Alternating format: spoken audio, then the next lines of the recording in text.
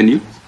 And for us, this is where the issue of 1 man, 1 shilling come in, 1 man, 1 vote, 1 shilling come in. And we are looking at equitable sharing of resources. And when we want to talk about equitable sharing of revenues, we are asking, what does that look like? Do we share revenue based on rivers, valleys, all? Do we share our resources based on the population? And as the chairman has said, you may find if we were to use the boundaries as a criteria for sharing these resources. You've heard that there is one ward that has 70,000 people, and you have one constituency that has 35,000 people. So that means if you were to use the same criteria, that specific ward will be affected. And so for us, what that means is, if my vote count, then I must be able to get equitable share of the resources that come to this country, because the government must be interested in the lives of Kenyans. If there are other people who will be disadvantaged, we can then look at the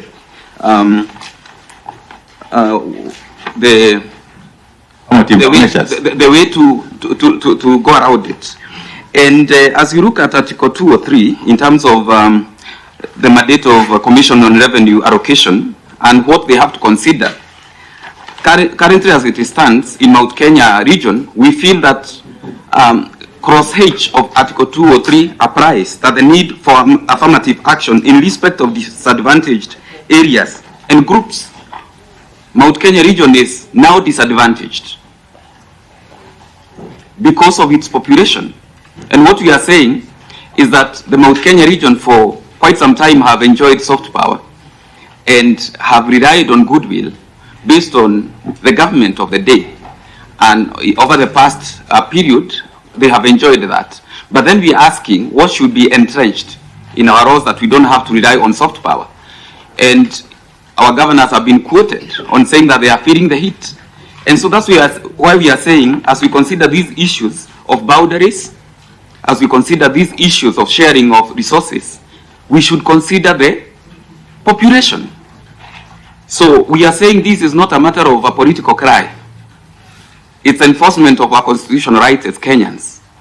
And we are saying, even the spirit of constitution uses the word every citizen, every Kenyan, not every mountain, not every river.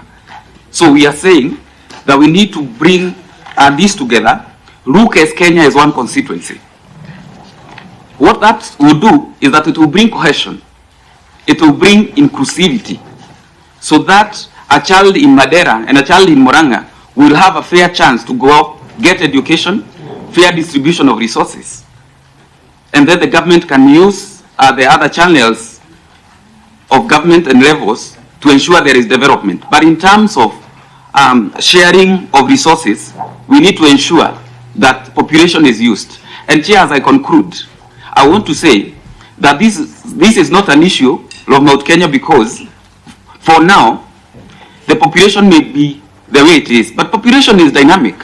So as we speak, we are speaking for everyone who may be willing to expand, as the Bible says, and fill the world. So tomorrow we don't know who we'll be talking about, so we must look at this issue as an issue of urgency, and look at this region where Gema covers as a disadvantaged people as that we speak now. Okay. Thank you very much. Let me just get a clarification from you very briefly.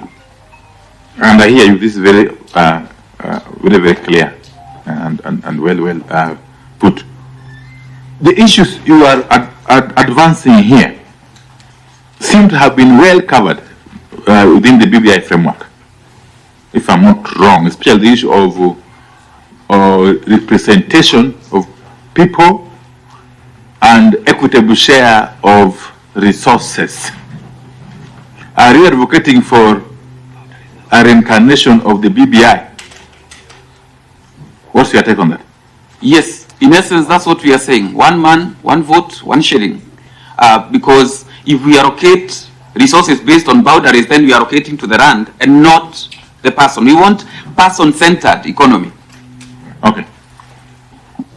Sorry. Okay. Thank you for your presentation. I'm trying to follow your submissions this morning. Are you Are you challenging the formula that we have currently in Article 89?